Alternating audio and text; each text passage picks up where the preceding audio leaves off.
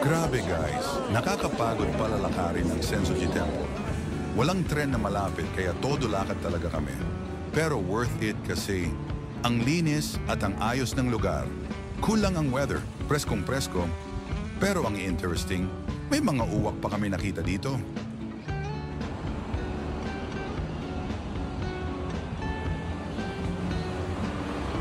Nandito kami ngayon sa Taito City, Tokyo Prefecture.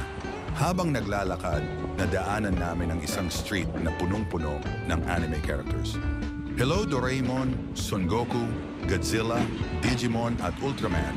At oo nga pala, dito hindi ka basta-basta tatawid. Mahigpit ang traffic rules kaya dapat sumunod ka. After ilang metro, boom! Kitang-kita na ang Tokyo Sky Tree.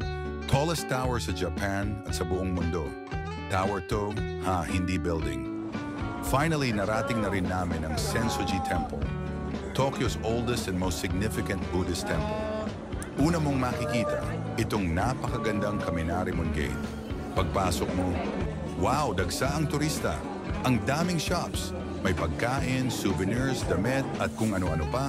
May Doraemon cookie, raffle games, crackers, desserts, at syempre, kimono rentals para feel mo ang Edo period Japan. May mga cute na pusang figurine at kakaibang biskwit. Tirik na ang araw pero dahil malamig ang weather, enjoy pa rin ang gala. Diretso lang kami hanggang sa mismong Sensoji Temple. Ang dami pa ring tao, kaya challenge kumuha ng magandang shot. Yung building may pagoda tower na hiwalay sa temple. Ang ganda.